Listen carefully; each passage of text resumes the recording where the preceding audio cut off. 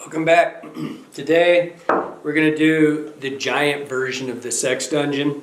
We're going to do the triple dungeon. There's two types of this fly. There's the triple and the menage. And the menage, that's what we're going to do today.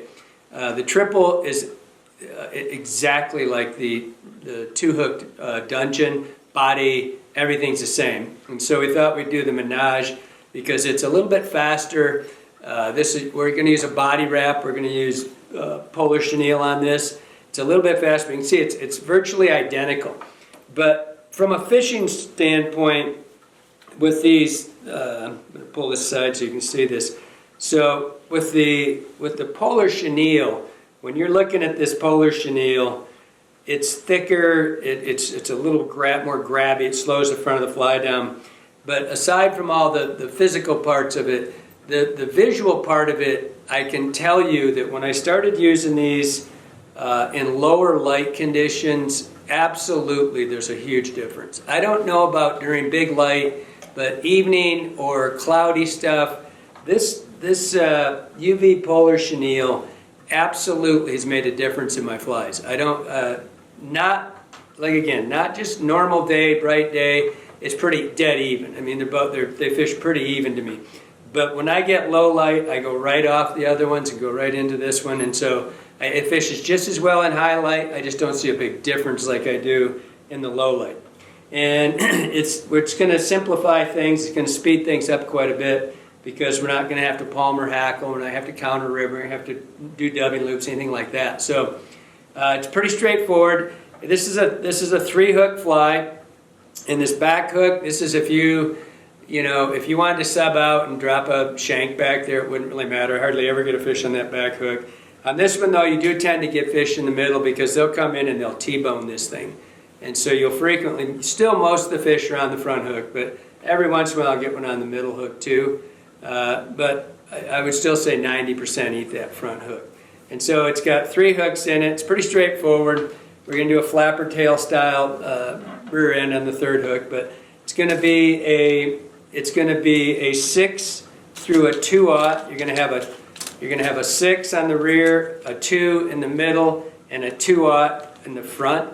And these are all 70/50s. Just if you want to use 24/60s, 24/61s, that's the original hook. That's fine. This is just my style of the Montana fly hook.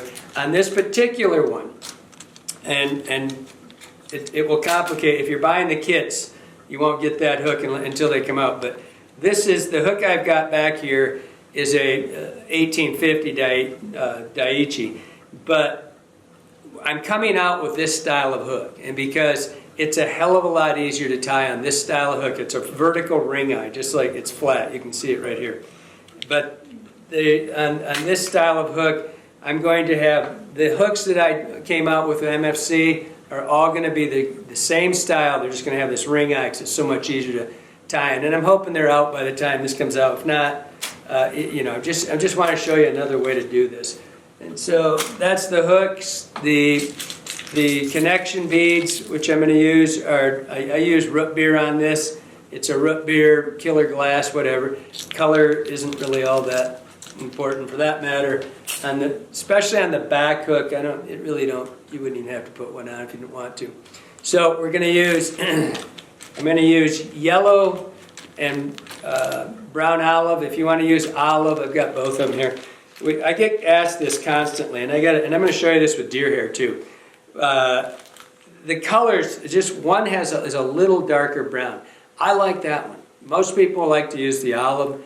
And you can see there's virtually no difference in these shades, right? You're just cutting it. It's what you like the looks of.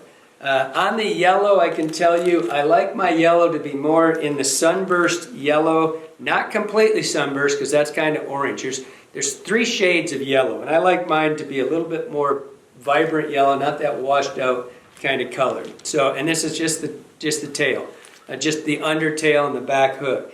And I also do that on my natural triples, and sometimes even on my natural dungeons, I'll put a little bit of yellow underneath its body, and I like that color. And so for the flash, the commercial ones have went to gold. I always used the copper, all right? And so now I do both. When I'm tying them, You know, half the time I use this, half the time I use the copper. I'm going to use the copper today because I kind of, when I do these things, even though the commercial flies sometimes change, they just, you know, they're in Cambodia trying to get materials, and sometimes something gets switched over and you look at it and go, oh, that looks pretty good, and we leave it. But we try to keep them consistent, but I'm going to do the original style on this one. So on the rubber legs, this is going to be the yellow pearl flake. That's, and again, whatever olivey colored leg you like. The eyes are going to be large. You could go to an extra large on this. And I said this on the Sex Dungeon one too. You don't have to put eyes on them. I mean, I like to have just a little bit of this jig. If you go to an extra large, it really puts a lot of beef into that fly. You get a lot more of this. I originally did it with the large, and so that's what I'm going to use. The body material is going to be, this is just brown olive UV Polar Chenille. And I'm going to do like I did on the original one. I'm going to use 2 sizes. You don't have to do that. You could go just straight UV olive. And so what it does is just it's a shorter hank. And that, I may or may not do that. I'll just see when I get rolling. On the original one, I did not do it. I used the same size all the way through. So I think that's everything other than the deer hair, and we're going to go through that. But before I go too far with this deer hair, before we start spinning the body, you know, this again, there's 3 shades of olive in this, and one of them's olive, one of them's sculpin olive, and one of them's sculpin olive. And so I'm just saying that the shade, there's 2 sculpin olives that are completely different colors. It's because this is a natural product. It's a dyed product. This thing's, you've got, you know, one deer's a little darker, or where it comes off the body, it's a little darker, and the olives are the same way. And so I originally did this thing with olive, and and this was the olive I had right here, and I'm going to go over that hair thing, and, you know, when we get to it. But this, as you can see, it's somewhere right down the center of these 3. So unless you can specify that, you know, I want a little bit more yellow or, you know, greeny olive or whatever, sometimes it's a little hard when you're buying the stuff. And so it really helps to have a relationship with somebody. If you can say, I want the hair to look like this, because when you're ordering it, man, it's, you know, we buy that stuff by the box loads, and every color is different. So it's a little hard to just say this is the color, but when you look at this is the color I like right there. It's kind of somewhere between a dark sculpin olive and a light olive, but it's not a dark olive. So anyway, we're going to start with the back hook as always. This is GSP 100. I'm going to give that a little bit of wax to start. GSP is a little bit slippery. And we're going to come in here. Now this particular part of the tail is what I call a flapper tail. This is, and you'll see I'm going to stop that. Hit my scissors on myself. I'm going to stop that in the center. And so when I do a flapper tail, that's this tail back here. What I do is I'm going to palmer the hackle, the yellow part of the hackle, and I start it dead in the middle, and I'm going to come forward just a little bit from that, and then I'm going to, and you can see in the middle, it starts right there. I'm going to put my flash in first, and so then I'm going to cover that with my flapper style tail. I don't know how I came up with the name flapper style. It's a palmered Flashabou, or Marabou, excuse me. So I'm going to take, you know, again, I don't get too exacting on this. I'm going to take 6 or 8 strands. I'm going to wet it. I've got my little Tom Gingrich wetting pad here. That's going to be for the Marabou. You'll see in a minute. So I'm going to come in here, and I've got 6 ready. Just get them wet. You can put this stuff in your mouth. This isn't part of the Prop 65 thing, which we'll get to later.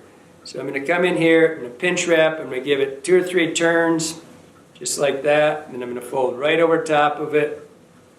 That fold is going to ensure you that that's never going to come out. Cut it out. save that. Just keep those right there. You can use it later.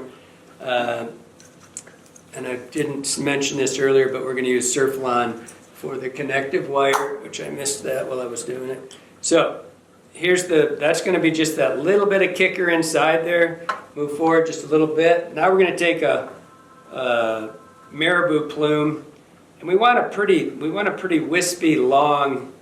And you've watched me do these videos before. You know that with Marabou, you've got to select it. It's not, you got to dig through it and find the ones that are just wispy. You're going to get, ooh, I had a dropper.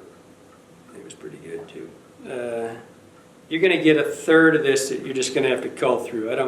And it's not, and I've said this many times, it's not because I sell it or someone else sells it.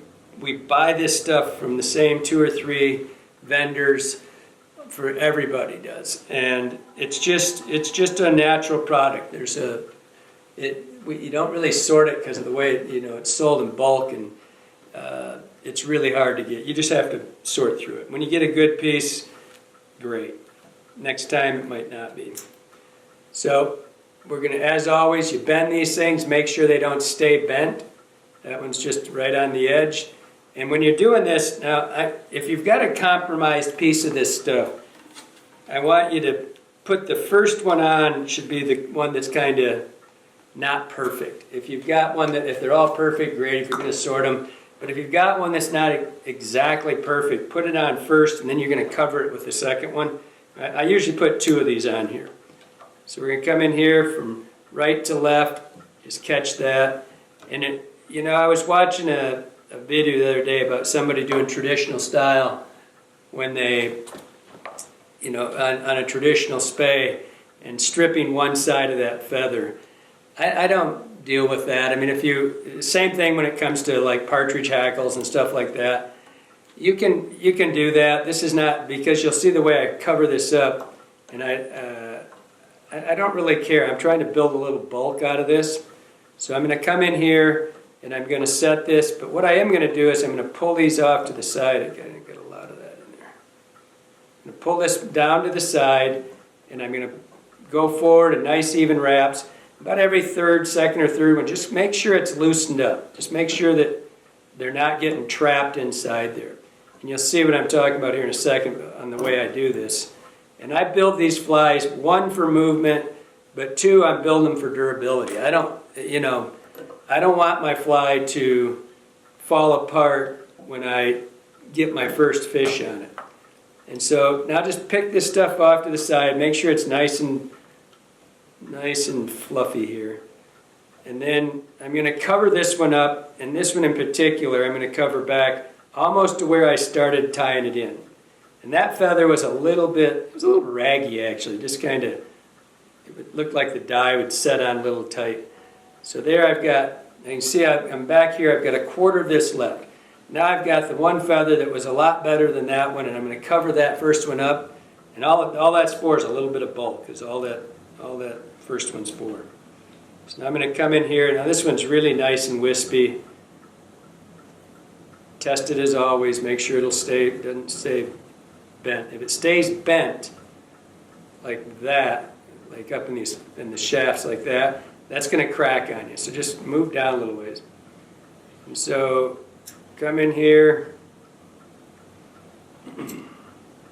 And again, you saw I covered that up.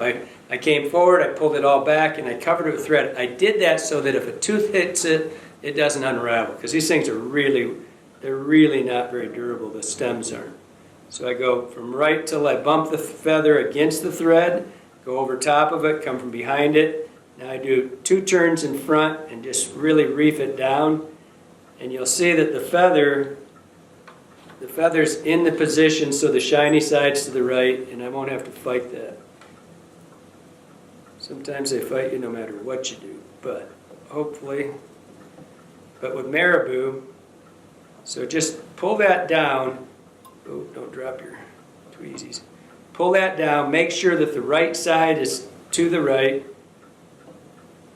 The right side stays to the right. So we don't want it to spin around. I'm just watching it every time I do this. And I just kind of mess with it. Just Make sure it stays nice and loose and fluffy, because we're building this.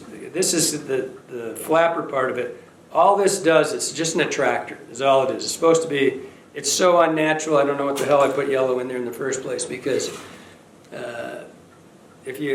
what this fly was originally was a sculpin, well it still is, a sculpin pattern. And when you look at a sculpin underneath, sometimes you'll see that their bellies are pretty tanny pale, and sometimes you'll look down and you'll see it almost appears yellow. I think that's why I did it originally, was to just because I saw that yellow in there. But I just dig yellow. I hunt brown trout specifically. If you've heard us say that before, that everything else is a non-game species. It's not really true. We're not making fun of the rainbows, cutthroat, dumb fish. That's what we predominantly are fishing for. And so brown trout dig yellow. So now I've got this little head here, and I'm just going to add one more thing on top. We're going to put a single plume. Always go to your references. You know, that's the trouble. And here on this one, you can see there's a plume of olive over the top. It's just toning. So this one, we want to have a nice clean. I'm going to put a single plume on here. So I want a nice clean one that builds good bulk. This is a great one to show you. This is not, I was hoping that was. This is not a great feather. It's got really nice wispy feathers on the side, and you get up in the middle here and everything's broke off. It's flat. And that's really about half of the feather. So I don't like it. I like to use the tips. You know, everybody has their own opinion on what they're looking for. I know some really good tyers that like to use the sides of these things. It's just what you're used to, or what you like to see in the fly. I strip this bottom down here, and this is just a toner. This is just going over the top. All right, and then when I pull these up, I want every fiber, when you pull it up like this, all the same length. That's all I'm looking for. Now I take this little sponge trick. If you haven't seen this before, my buddy Tom Gingrich sent me this, because I always talk about Prop 65. California only, this causes cancer. Everything on my table causes cancer in California, Prop 65. So, I always do that, right? And Tom invented this little sponge in a cup. It's the greatest thing ever. You leave it, I put water in this thing a month ago, and it's just perfectly damp. You close it. And the reason you do that is it's a lot easier to work with this than it would be with, just this wispy stuff, and you can measure it this way. So this one's coming in here like this. Get it back to the length you want it, you already made it, I mean. So here it is. I want one that goes over the top of that, and I want it to be about the length of the yellow. So I'm going to set a single pinch, left to right, right to left, come down, finish it off. And this is all going to get covered up. That's a little, I have to lean sideways here because Jeremy's filming off my right shoulder. Get out of there. And so you kind of, it's a little funky sitting sideways. Okay, so that's going to be our stripe down the top. Set him aside. Now we're going to take a number 2. 70-50, that's the MFC, and again, if you're using Daiichi, it's 2460s or 2461. One's black, one's bronze. Okay, I don't do that. You set this hook just enough pressure that this doesn't move. Don't reef on those hooks, because you can compromise the temper of that hook, and that hook will break right where you put it in there, but it doesn't break until you hook it on something.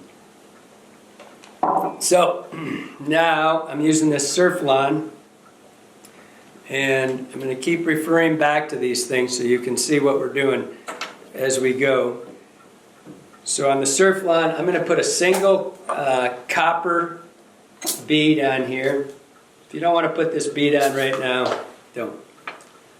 I'm quite certain that the beads do not cause cancer yet. And this is why, the reason I used this hook is that like I said, I have this series of hooks coming out because they just make so much more sense to use the vertical ring eye. Meaning, if you look at these, they're exact opposites, right? Can you see that, Jeremy? Mm-hmm. Can you see the hook? So this hook's this way. This is a ring eye, which is flat. These hooks that are coming out, and the reason we had the gap on the 1850s, I use this hook a ton. If you tie salmon fly nymphs, if you drop shot at all, this is a much superior style of hook because you can hang off the bottom. You hang the tag end off the bottom, you put your lead on with this style of hook, and the fly's riding the way you built it. If you do it the other way, the fly's riding sideways. But the big thing with the streamers is just this tie-in right here. So, didn't start my thread. Come back here with the other, and you'll see this on the next one because I'm going to use the standard hook on the next one. And again, we've been doing it the other way forever, and I just want you to see how easy this is. So now, instead of setting the hook on the side of the wire, or the side of the hook, excuse me, now the wire sits right on top, and you can look over it, and it's a lot easier to tie in. Because before you had to tie it, which we'll have to do on the next one, you had to tie it on the side, and then you got to let it roll over to the side. You got to make sure it's not crooked, and that your hook, this way the hook's always in position. It's sitting right on top, like you put every other material, you set them on top, right? So just like always, come in, butt this. As soon as the bead touches the hook, you want another bead width behind it of empty gap right here, because that's going to move back a little bit when you start tying it. But this is the beauty. Now we can just wrap this right over the top of the hook. You don't have to worry about it folding over, the wires crisscrossing. We come up here. Nice even wraps, and just put these through. And the only reason you put these through is so that there's zero chance that this thing there's no way you could ever pull this out. Just fold them both over like that. Come over. Now we're going to start with this whole taper thing, which I'm always harping on. We're going to build a taper out of our body. We use the things that we put on to design that. So we're going to come in here, skinnier in the back. Now we're going to do take your fly, and you'll see that there's a cover in here. All right, it's a connection cover. And all we're going to do, that's this yellow here in the front. There's the single bead. We're going to put the yellow and the olive on there. All we're trying to do now is we're trying to get this thing to look like one fly. So you don't have a big gap there. So we're going to take some yellow Marabou, and now you're going to look for some compromised junk. You're going to look for one that's short. If you've got some, I'll show you one that's too junky. If you've got woolly bugger Marabou, that's great. That's for the little short ones. I figured I could find a bad one in here right away, but that'll do. All you need is short Marabou. And you can pick it off the edges, or if you find one like this is even better. It's kind of like a philo plume. It's just the edge stuff here. But that, in case you don't know, which I'm sure you do, but woolly bugger Marabou, this is basically a woolly bugger Marabou stem. All right? It's the short ones. They have the short tips. They're just not a fully, not a great big, more of a body feather. But what you don't ever want to find and use are ones like this with the paddle on them, because they're just ugly. Nothing more, nothing less. So now I need one both sides. And generally, if you look through your Marabou, and as you're digging through looking for good Marabou, you can generally find one.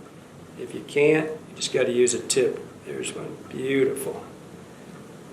This is a compromised feather. It's just kind of, there's not much good in it, and so, but it's good enough for what we're going to do for these covers.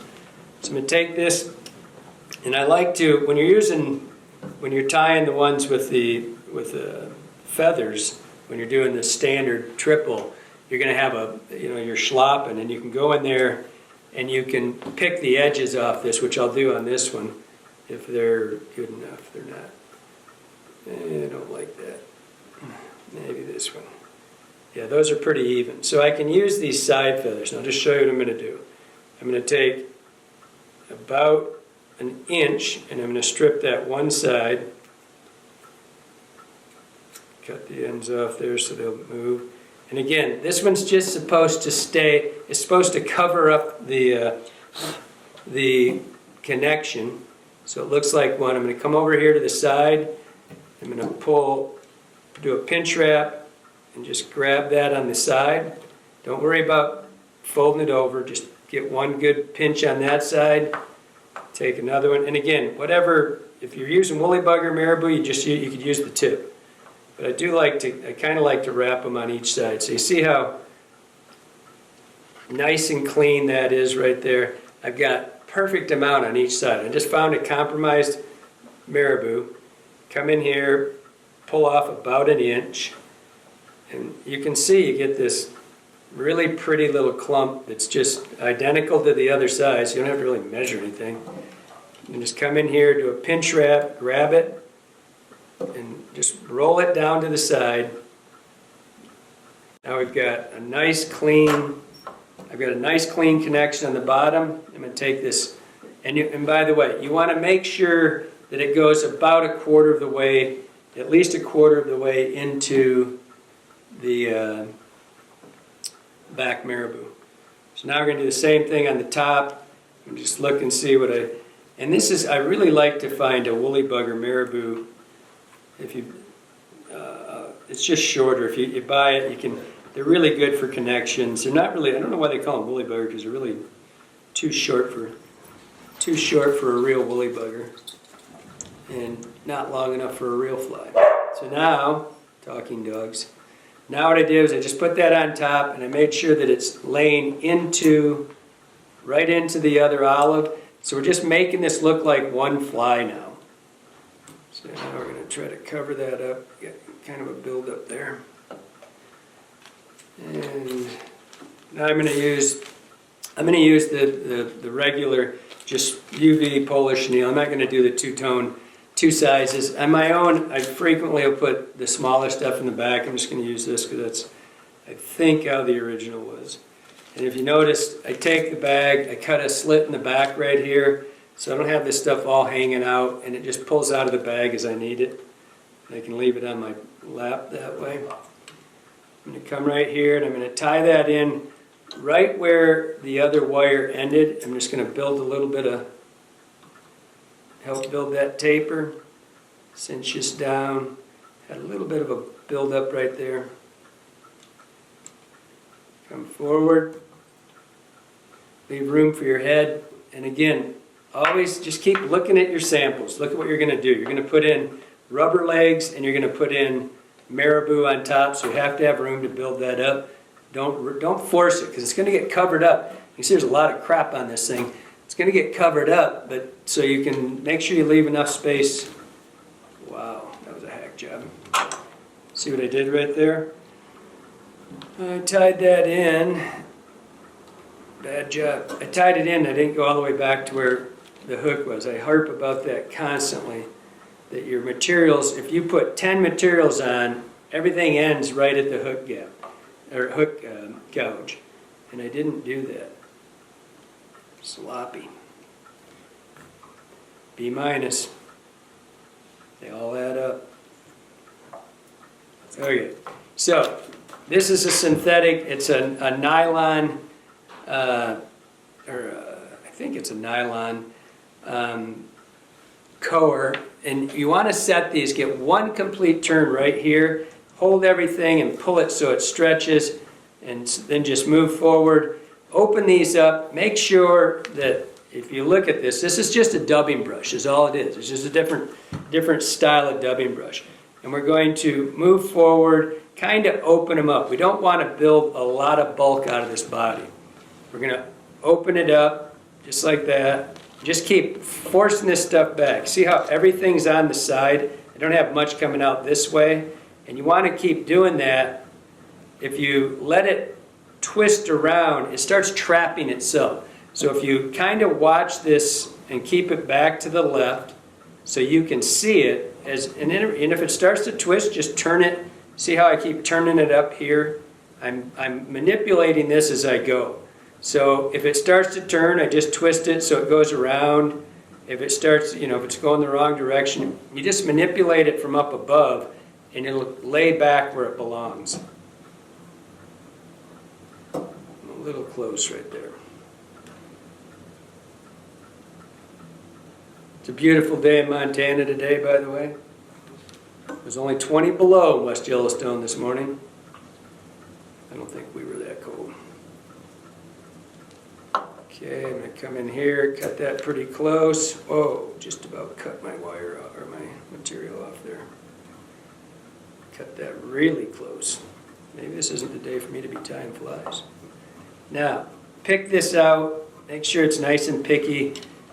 And if you want to trim that at this point, for whatever reason, if you want it even thinner, it's not super bulky right now. The more you put on, the bulkier it'll get. Now, need my rubber legs. We're going to put a pair of rubber legs on here. And I've left. Okay. Now I'm going to take this, and I've done a lot of videos on this, on setting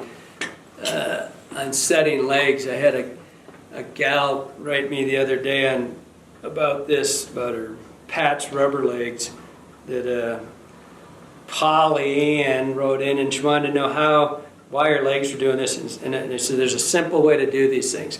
These things are super simple. You're going to come in here. I've got one turn over the top, and you see I just checked to see if they were aligned. I have one turn from right to left over the top with no pressure whatsoever. All right. Now I just went from left to right, and you can see there's a little figure 8 right on the top of these things. So remember, these things they're latex. There's all kinds of different ones, but you can cut these so simple just by too much pressure. So you do a figure 8. Right to left, left to right, over the top. You look over top the legs, you'll see an X. All right. Make sure your legs are exactly where you want them right now. Now do 1, 2 turns, no pressure whatsoever. I have zero pressure on here. Now you just simply pull straight down. That's all the pressure. They never move. You see how there's an X over the top of them. You can see it. They're perfectly aligned. You don't need any more pressure. These things are latex. Put a lot of pressure on it. If you start trying to get them right away, it keeps pushing them one way or the other. When you do it this way, simultaneous pressure, legs flare out. So especially when you're doing like a Pat's rubber leg or something that's got a bunch of legs on it, a JJ or something like that, it gives you plenty of room or plenty of display. It displays that pressure all at once. So you set the legs and they're all exactly right. You don't have some coming forward, some coming back. It's just a lot easier way to do it. Now we're going to go back to your deal. I'm going to have 1 or 2, depends on my feather. I'm going to look at this. There is no set. If I don't have enough feather to get back there and make it look like I want, I'm going to put 2 on. I think I can get away with this 1. But it has to go back over this cover. It has to come back into the other feather. It's got to look like one feather. So give it a little bit of just a pull through this, and now we're going to take a look at it. It's going to set back. I want it to come back into that feather nice and long. If it just went into the cover, that's fine. Just make sure it looks like one thing going back. Get these things out of the way. Just take a straw and cut it lengthwise to do that. So we're going to take this feather and marry it right over the top of that. Everything looks good. It's coming back into the other feather. Did a pinch wrap that sets it right to left, left to right. Everything's set. Now you can just continue and make your head. Get a little crazy here.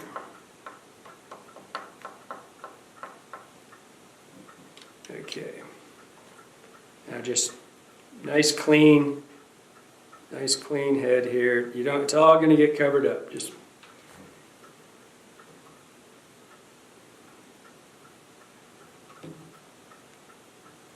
if you are going to, I'm going to need that in a second.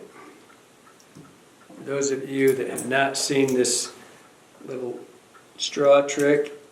You take a straw, just take it, you know, you can get all sizes of straws. Just take the straw, like and then just cut it lengthwise. Just cut it down. It's going to open it up, and then you can just put these over. I've seen Bramer, this young stud tire. He uses these hair clips. They're just super simple. On the bigger ones, I've used those. They seem to work pretty good. I've got a little modified one back here on mine that I use, which is kind of it's just something I did to the Renzetti material clip. I drilled a hole through it, put this peg in here, and put a little dental rubber band on it to hold. It just holds the flies back, you know, because there's 2 hooks on here now. So now we're moving into the 3rd hook, and you know, you might have to adjust your vise as you go. And I've said this a lot on a lot of videos, don't reef on your hooks. Don't pull on these things. You have to, every single vise made has an adjustment. And so if you've got a small hook, you start with it open, close it down. I just changed from one size hook, I went from a 2 to a 2/0. And so you need, just so you're just nice and tight, there's enough pressure here, but you don't want to reef on this thing. Open it up. If you're using a standard, you have to, it's called a collet, you come into it, you back it off, so when you close it, they don't go all the way closed. You don't want them constantly closed. You will do one of 2 things. If you do that, you will take the temper out of your hook, but you will also do the same thing to your jaws, and don't ever leave hooks in overnight. Your jaw will break right in half. So, you know, just something to think about. All right, now, the first thing we're going to do, we're into the last part of this. I'm going to take a triple pupil, the white, black, yellow. We're going to put this, just wax that. I'm using GSP 100. And it's just, this stuff is the greatest thing on earth, but it's a little bit, it just slides a little bit. And when you put the wax on it, it's almost like glue in this stuff. It stays in one place. Now, I am going to do, I've done lots of videos on this hair stuff. And if you look at this fly, his eyes are in the middle, right? The original fly, and I don't know, I'm going to think about it. I might do it the way. The original one, I tied the eyes behind. I'll have Jeremy or Johnny put that fly in the original one. I'll show you. The original one, I put the eyes back here so I could spread the head out, not have to deal with fighting it. I might do that when I put it back here, just because you can go and look at the other sex dungeon and see how we stack hair on each side to get hair in here and here. I might do it the other way. I got to think for a second. Might be fun. So you're going to come in here. It's just a set, wherever you want to. When you set your eyes like this, you have to stack the hair on each side of the eyes. If you set them back here, you can just spin the hair and roll. And this is a pretty broad head because this is a bigger skull. All this thing is, we're going into creek chubs and we're going into the bigger, you know, sculpin, baby burbot, stuff like that. These are bigger flies, and so I want a bigger head on the fly. So we're going to think, roll the dice. What are we going to do? We're going to, Jeremy, original or? Let's go OG. OG. We're going to set the eyes back. Jeremy called it. We're going to set the, all right, I kind of rush through this every time. So you're going to take your sample head, and you know how long your head's going to be. So the head's going to be about this long, right? And so, and you can do this on all your dungeons. You can set them back, and if you just want to spin the hair. And so when you set your eyes, 1, 2, 3 turns, and then just let it roll over. All right? And then go the other direction, do a figure 8 right here, and this isn't what we're going to set the eyes with. We're going to set the eyes with the wire. But set them right now. Just kind of look things over. And just, all you're doing is saying, do I have enough room to put this big head on? I need to have, all right, I'm back. Let me come back just a little bit. Right there. look over top, and there's a perfect example right there. That head is not, those eyes are not set well. They're set off just a little bit, and so check right now, get the thing in the middle. Make sure that those eyes are in the middle. Loosened up a little bit, now you look. Now I'm still not quite there, right there. That's where I want that eye, in the middle of the hook. So now what we're going to do is I'll have room to spin this head. Just make sure you got room. I can spin the head. The eyes will be behind the spin. The reason you do that is if you put it up here in the middle, you can't spin very well when the eyes are in the way. And so you end up stacking here and stacking here. You can go and look at the original Dungeon, or the Nancy, or a lot of my, where I do a hair work, and I stack most of those. Okay, moving right along. What did I do with that wire? I already pulled it. So, here's the, one of the running jokes when Johnny and Jeremy are editing my videos is how many times I say, so, or, boom. Sexy. Sexy. I don't know. They're all habits, Could be worse. So anyway, that's probably one too. I don't know. You know what? I have fun. So we are now going to put and now we're going to be back to the regular style hook, the ring eye, the regular ring eye. I'm going to put two beads on this one. And what I'm doing when you watch me is I've set this, I gave that a pull so it kinked. And these wires have to run parallel. They have to run like this down. Don't let them twist. You see, once I grab it with my left hand, I don't ever let these things twist. So they're sitting right there. You can see, that's in focus right there. Mm-hmm. You can see they're running parallel to one another. And then I just get a hold of it and grab it. Come back here. Get right above your gouge, so your barb's down. Set it. Give yourself. And what I've done is I've never released and let them twist. Like right there, they're twisting on themselves. I didn't let that happen before I tied it in, so it's pretty straightforward. I put 3 turns on it. Now I pull it. That bead touched right there. The front bead touched. I've got a gap, just about a bead width behind it. Done. That's where it sets. So then we can go ahead and finish it. And now, give me you. This is where, right here is where that thing where Bramer does his.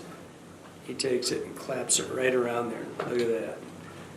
Learn something from them kids every day. Hear that, Bramer? Kid. So now I'm going to run those through there. Come right to the eye. And this is what's going to, man, I'm really close to too short right there. So, I heard that my whole life.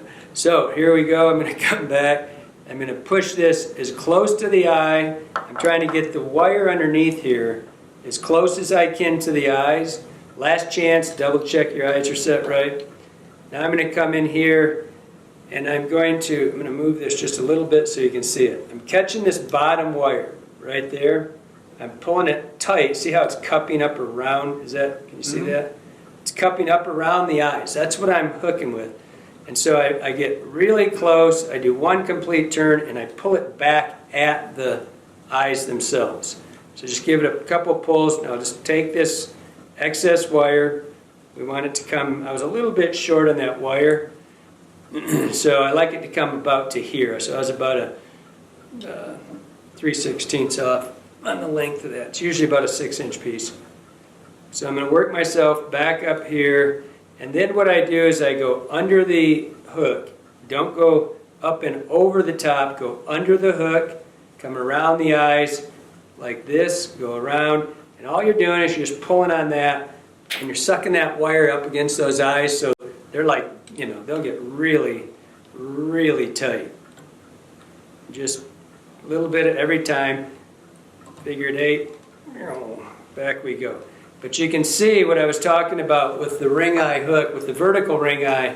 I had to start with this style hook, I had to come up and over the top, and it comes back, and you can see it starts on the side and it has to go to the top. And the new hooks will be able to, it'll lay right on top, so you go right over the top, never fighting it. So just make sure that is really tight right there, so it cannot move one way or the other. It's not a bad idea to give it a shot of crazy glue right now. You can hit your eyes. FYI, don't do this over your, if that drips, it goes down and hits your pants, you got a hole in your pants, because it's never coming out. All right, just a little bit there, we're good.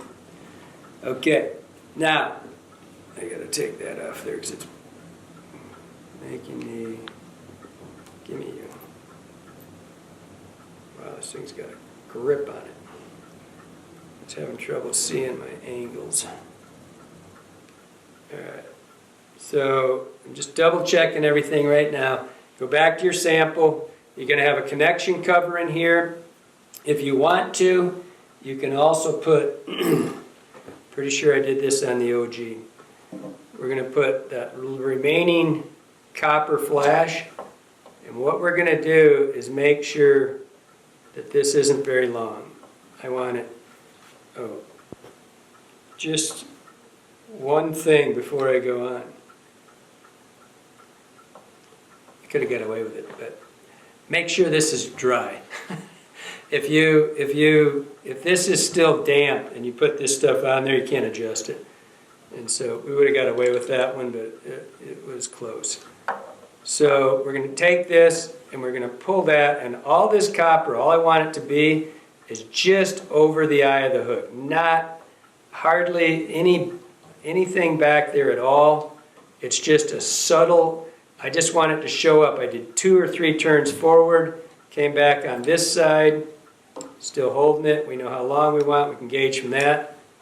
That is one of those subtleties to the fly that I want it to only flash now and then, just a baby flash inside there. So now we've got to do the same thing. We've got to have a cover over that. Should have looked for 2 of those in the beginning.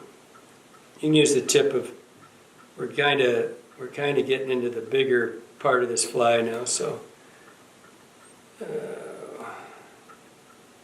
Wow, that is like the world's worst. Look at that, it's awful. There's not a piece on there I can use. The world's worst hackle. Or stem. So I just pick this junk off of here, and all I'm going to do is I'm going to cover this up on the top. This is just with this Palmer chenille, you could almost get away with not doing this. So I grab that, and it's a little damp. I pulled it into here. I just wrapped it around. I'm just letting it wrap around the Marabou. It's kind of wet, so you can't really see it right now. Now I'm going to take this. Now we know that this is the, I'm going to take this hackle and I'm going to wrap it forward to where, just about where that other one was. So I got to start to my taper. Now I'm going to take this and I'm going to come back here just a little bit. Right there, about the halfway mark. I'm going to grab that. Take that back to right where the gouge is. Move forward. Now we can go right close to our eyes on this because we're going to set our rubber legs there. Now this one, we're going to open up. We'll go back to this again. I kind of went through that. So I'm pulling this chenille back to the, but there's not much left of that. I probably, I was looking at it, it's damp. I could really, I'm not going to do it, but you could really, I could use a little bit more Marabou right there for my personal, it's damp right now, so it's not showing up. I could use just a little thicker plume of that. So that's, if you were using a woolly bug or Marabou, you could put a double right there on top. But we're just going to, I just noticed it because it's sitting there. So we're going to go around here, we're going to do one complete turn, and you're going to grab this and you're going to set it. See how much that's stretched? It stretches like maybe, I don't know, 1/4 of an inch, maybe not quite. So we're going to move forward, and I'm going to keep manipulating these materials back to my left.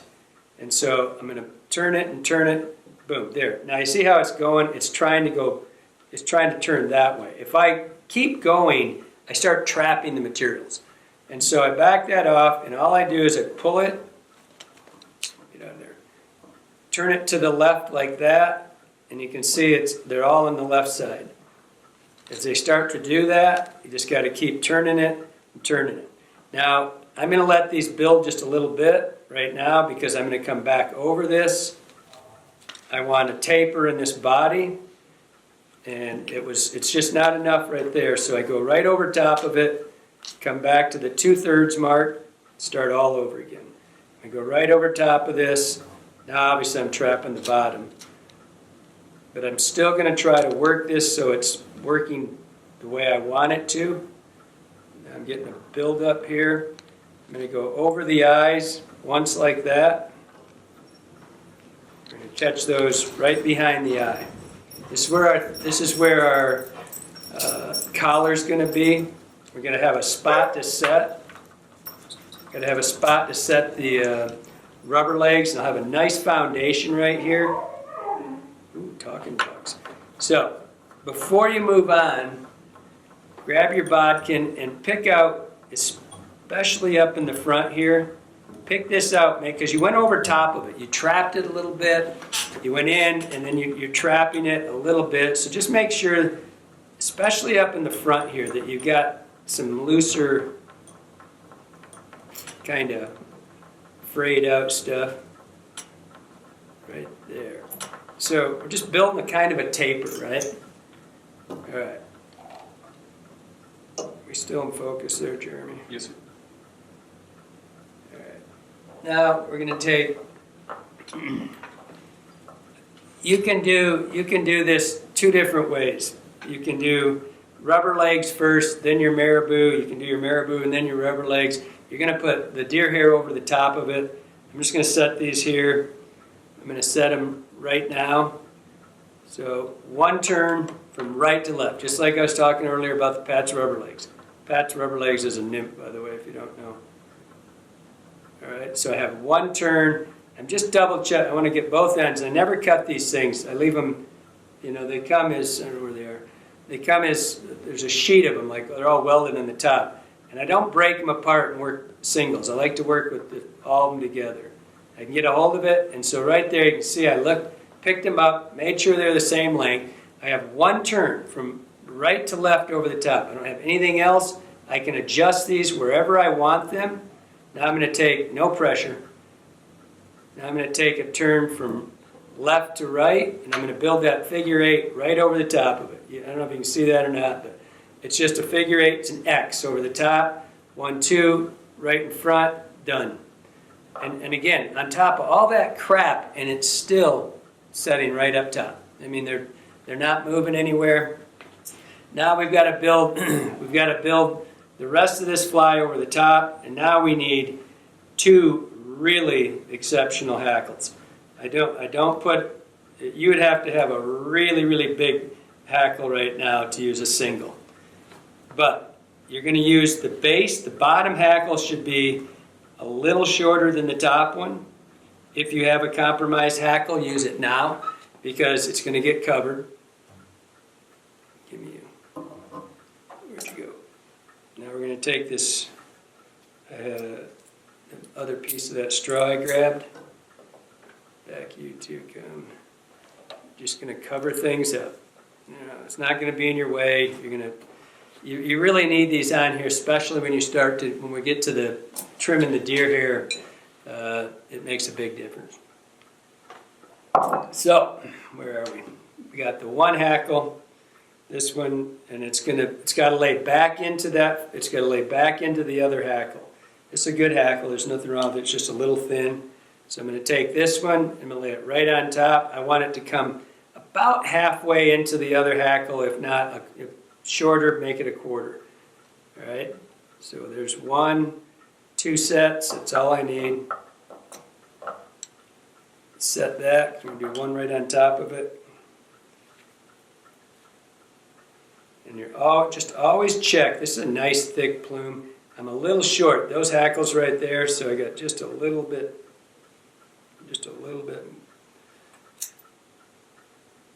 There, beautiful. So all I'm checking for is that everything looks right and that the hackles are going to be long enough. And this one I'm going to go slightly longer than the other one. Right on top of it, manipulate the materials right now. 1, 2. Don't need to do that. There. Now we've got 2 turns right on top. Don't cut that short. Let's half hitch that one. Now we're going to build the head. And this is where things will get, we're going to get a little bit back into this hair stuff. With the hair, must have set him the thing wrong. With the hair, I'm always looking for the same thing with my hair. I don't want hair that's curved in any way, and this is a sample piece that I had from doing demos. And this hair right here, I keep showing it to this because that's our close-up camera. But I forget that you're looking at me from that camera. So, at any rate, when I talk about hair, you know, I go through I've got a lot of tutorials on hair, and all I want to show you kind of quickly is that there's a couple things I like to look for in my hair. And I've got all these 3 sitting out here. They're all pretty dang good pieces of hair, right? But this is an exceptional piece of hair, but where it starts, it kind of sucks. It's a little fuzzy right here, and it's got a little bit of a cowlick. And as soon as I get back into here, the hair becomes really good again. But so you know, and Primo, that happens with Primo strips. When you're buying a piece this long, now I've got it up my beak. When you're buying a piece that long, it's hard to get the whole thing to look good, you know, to be good. So, and I'm just going to show you a couple things very quickly, because I said I've got tons of stuff on deer here. But on this particular piece, I'm going to show it to the close-up camera here so you can see it. But on this particular piece right in here, I'm going to show. There's 2 parts to this, and this is I take this on the road because it was a good piece to show. It's just that simple. It's got, the first thing I'm looking for is a nice clean break between this dark line right here, which this dark line is, this line right here is where the hair quits being hollow. Everything from here to here is hollow. And I like to see this little wiggle in the hair. That's just the basics. But what I don't want to see is right over here on the left. So right here, on this side, it's great. On the left side, not so much. It's got this curve to it like this. You cannot get this curve out of the hair when you're trying to tie with it.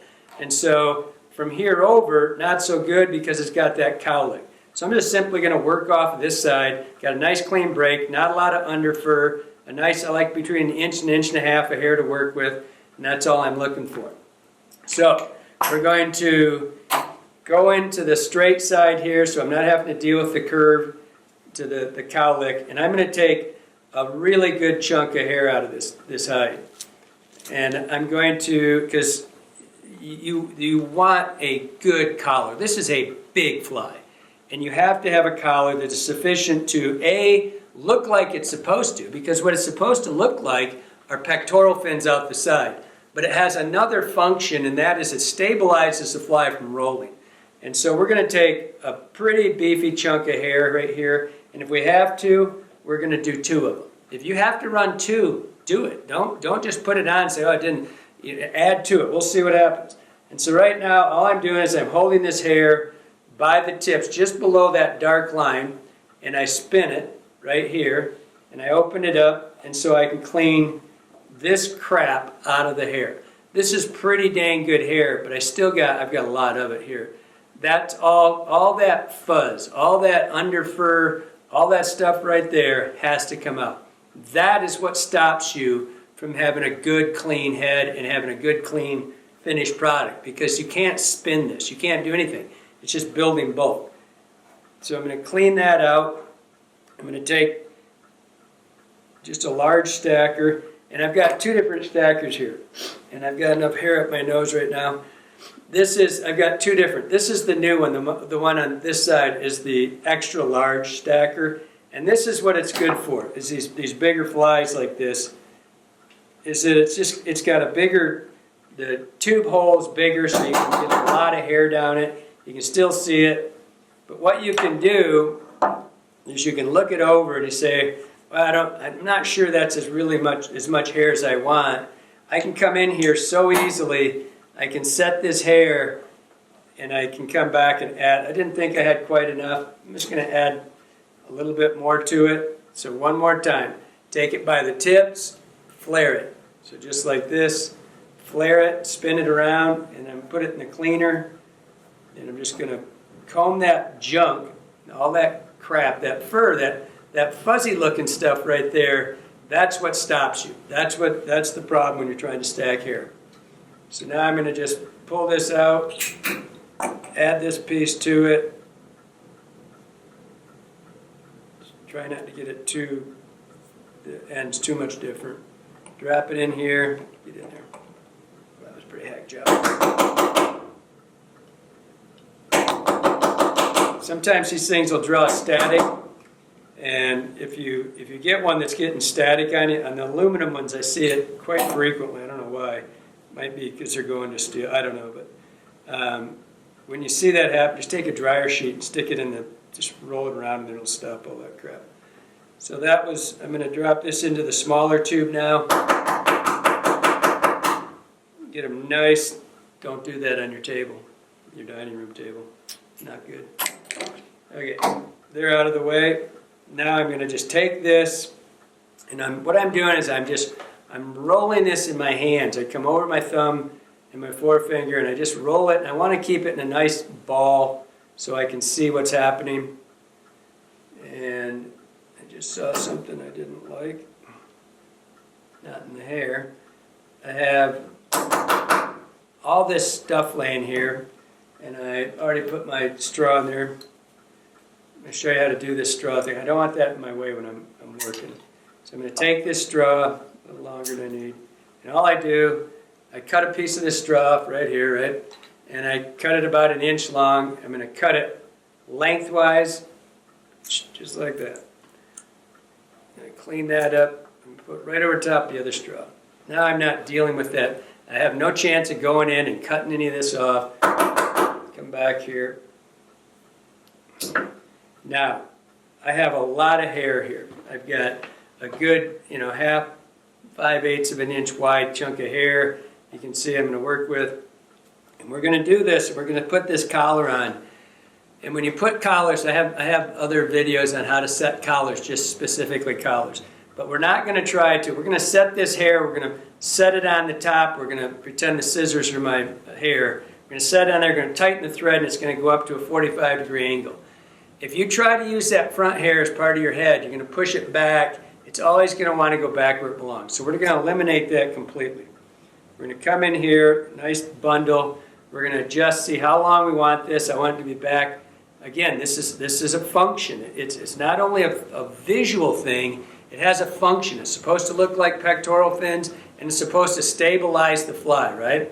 So we want it to go back. I want it to be just, when you're sitting here over the eyes, just about overall length, about 1/3 of the hook, what I've got here. So I come in here. Too long a collar is not a problem. Too short a collar is a problem. So if you're going to err long. So I've got about 1/3 of the overall hook. I'm going to come in here. I'm going to bundle this, get a nice clean bundle. Didn't change the length.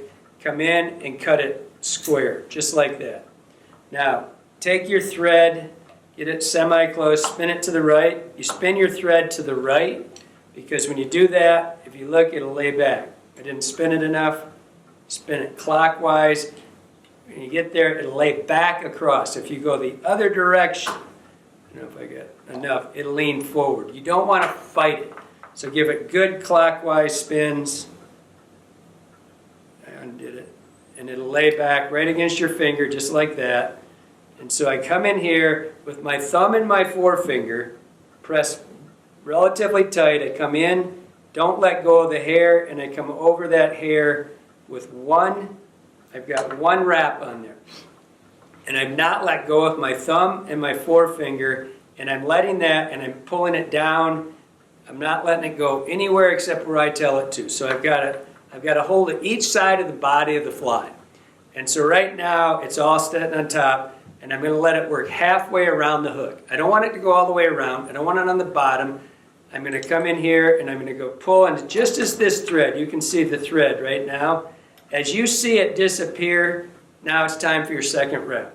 Second wrap goes right in. Now take your thumb and push down and just finish it. Now, you should see hair right here on the side. As you look at it where my scissors are, right here on the side, I'm halfway down. There's a third one just for security. So I pushed my thumb down, and you can see I'm halfway around here, I'm halfway around. I was looking at it the whole time. I was in complete control of what happened right there. It wasn't by chance. I have a nice broad collar right now. All right, so actually I have 3 turns, but you could just have 2, and you can see you've got very little buildup right here, go right through the eyes and come up to the front. Okay, now I've got a nice beefy collar. It's going to be really clean. If you want to, at this point, all right, let me go backwards just a little bit here. If you want to, just to cover this up, and I didn't do this on the original one, I left it out, and I did do a turn of hair, or a turn of Polar Chenille through these eyes to help cover that up. But if you want to right now, just a really, really little bit of hair. Don't use much hair here. You can come in here and put a single stack right there. It'll just dress it up just a little bit. Cut it off immediately. You don't want much of this showing. But all you're going to do is when we do the spin, it'll be a little bit cleaner. If you're used to, you don't have to. If you do a figure 8 on that with the Polar Chenille, or if you're doing it the other style with the dubbing style, you can come up and figure 8 it, and you won't see the eyes, and it doesn't really matter anyway. It's just visual for you. So now what we're going to do, we're going to do 2 spins of deer hair, and I want them to be pretty big spins. This time we don't need to stack our hair anymore. All we have to do now is get a lot of hair. All right, I'm going to get a nice big piece of hair. You're doing 2. And if it's hard for you to work with a lot of hair, like you're just starting doing this, you can do 3, 4 spins if you want to. You don't have to do it in 2. And so work with what's comfortable for you. The more hair you use, the more it's going to go in kind of different places. It'll get a little funky at the beginning. And so it's better to use less and do more spins. But this is where, on that stack, it's important. On spinning, this is imperative. You have to clean this out of here. That is what will stop the thread from going down around the body and making it spin all the way around the hook. So clean it again, I don't care. Don't have any of that left in there. Now we're going to take this, I've got it, I'm bundling it, I'm going to come in here, I cut the tips off. It's just a habit, I don't know why. And so I'm going to come in here and I'm going to set this on top of the hook. I'm going to do 1, don't catch the back of the eye. I want to be pretty close to the hook. I've got 1 turn of thread around it, and I'm letting, you can see the thread.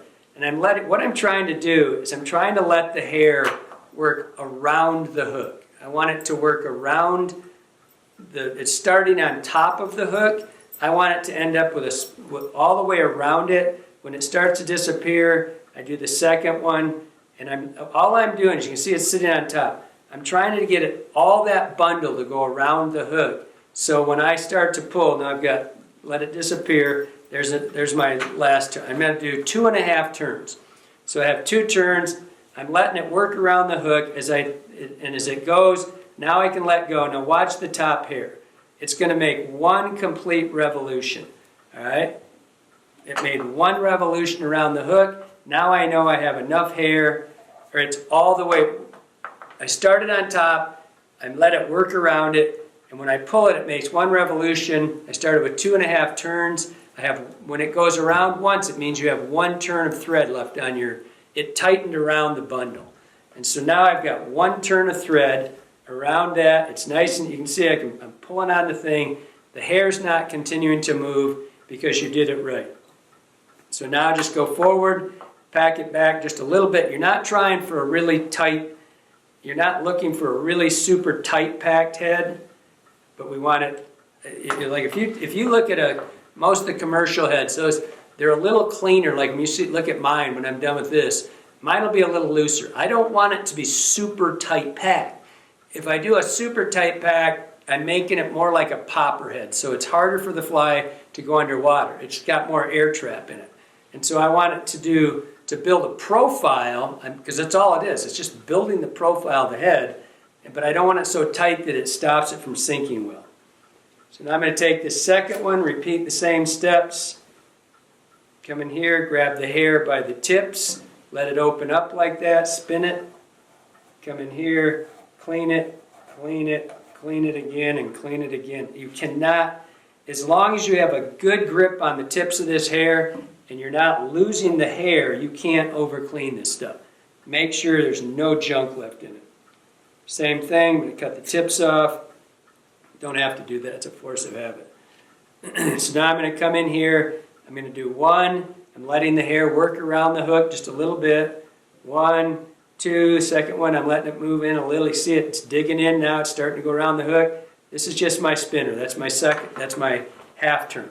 Watch the hair on top, it goes around, that one made 3/4 of a turn. What that tells you is that your hair worked all the way around, and when you pulled it, it didn't have any more room to spin. I probably pulled a little tight on that first one, but it's very tight. So, see, I hold on to the hook, so otherwise I'd bend this hook right in half. So it's nice and tight. Come in here, you don't want to pack these. You want them, you're not packing to make it a tight head.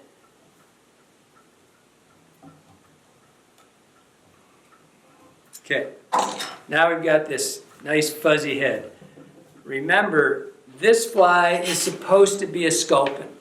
And this is a bigger sculpin than a traditional sculpin like the regular Dungeon. And so we want it to have a nice broad head. Now we're going to take a double-edged razor blade. This is all personal. Whether you like how you want to trim these heads, if you want a pointy head, a flat head, or whatever. This is completely up to you. I like a nice, broad, sculpin-shaped head. I don't like to have a pointy nose. I like it to be rounded off, and I want it to, and so I get to change that. I get to make that. And so what I'm going to do here is I'm going to take this double-edged razor blade. I don't like those holders. That's just me personally. I like to be able to manipulate this blade in my hand, and so whenever I do this, I start with the fly, look it all over right now, and just say, okay, I know where I'm going to, and I always do the bottom first. And so I'm going to take this blade, and I hold it at about a 45-degree angle, because I draw the blade like this towards the hair. And I always cut the bottom first. And so I come in here, and I just try not to hit the eyes. Try to go over top the eyes. All right? Don't go for it right out of the gate. Just come in. You can always come back and nip that off later with your scissors. But as you can see, I don't know if you can see, can you see that, Jeremy? It's pretty flat. You can see how flat this is right now. Okay? That's what oops, sorry. Did I take you out of focus? A little bit, go back. There you go. Right there? Yep. Okay. This is tough when I'm at a 45-degree angle with this. All right, so I'm going to take this blade, and I'm going to bend it to the shape that but the shape I'm going to try to find at the end. I don't try to get in one cut. So don't go in like this. Start nice and broad, because this is a big head. So you're going to come in here. This isn't easy as sideways. So we're going to come in here, and I'm going to leave it pretty open, and I'm going to go right over the top, and I'm just pushing into this thing couple turns. All right? So now I've got this big broad head, and it's nice and wide, and it's so I look over top of it. All right? And it's nice and broad, it's nice and loose. Woo, don't ever do that. Never try to catch that blade when you drop it. You could cut off stuff you don't want cut off. So, I'm looking over top of it. I've got to change it just a little bit. I'm going to just come in here. Needs a little bit off this edge. Just like that. Now, I've pretty much got it roughed into where I want it. And now I've got to take it out. I don't trim. I do this and I do all of them the same way. I take it out of the vise. I look it over and I come over the top of it. And now's when I've just got my basic shape. Nice, big, fat, broad head. Now I'm going to come in here from the side and I'm going to cut 2 cuts. And I'm just looking for this head to get shaped the way I want it. I'm going to come in here and then I just round the head slightly. So now I'm just doing this. I'm not doing anything in one big cut. Because this is deer. Once you put it on there and you cut it, it ain't growing. You've heard the saying. It doesn't grow in your hand. So there we go. I'm a little light actually on that. I could have probably had a little bit more hair right at the collar. I'm a little bit light, not too bad. So I'm going to just come in here. I'm going to shape, and I'm trying to get this shape that gives me a nice broad head. Look from the bottom, and I'm just going to come in and I'm going to cut this to the shape I want in 2 or 3 cuts. It's getting there. And you just keep looking, top and bottom, top and bottom. All right. Now I'm going to take my blade. I can finish this cut. I'm looking over top, and there's something I don't like about this one, and it's a little long on one side. It's a little longer on this side than it is on the other one. But that's it's kind of a rough head. Haven't tightened those in a while. Now I'm going to get it in here, and I'm going to. Everything's sideways, so I'm having trouble looking over it. Now I'm going to just come in here with the blade. I'm going to come back in, and I'm going to do a final shape with this blade, and I just push that into the collar. I get everything right where I want it, and just finish it out. That's pretty good. But one thing we got to get rid of, we got to be able to see its eye. Give me you. So I cut his eye out so I can see it. Dog's barking. We're having a bad dog bark day. Okay, now we're going to start seeing the finish. Come in here, make sure when you do this you don't get a hold of your rubber legs and break them off. They can get hung up in those, they can get hung up in the tubes. Okay. That camera clicked.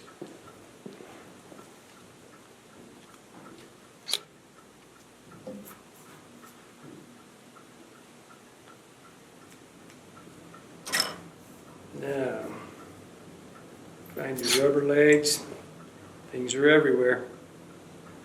First thing I do is I cut the back rubber legs off.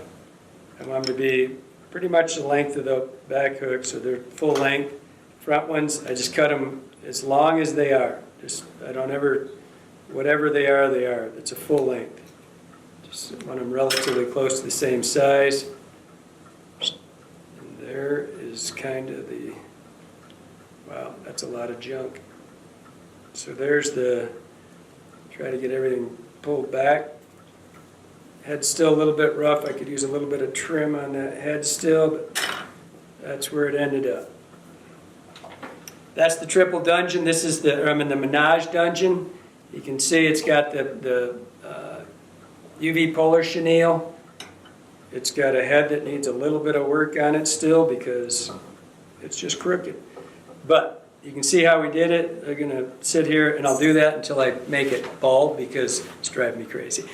So anyway, that's the triple dungeon, or the Menage dungeon, excuse me. The triple dungeon, it's the same tie other than the triple. It's got a body that is dubbed and it's got hackle. Again, I like this fly in the low light, especially in low light. I like it in all colors, but in the dark colors in particular, in the evenings, unbelievable how much difference that UV Polar Chenille makes. Hope you liked it. Hope it helps you out.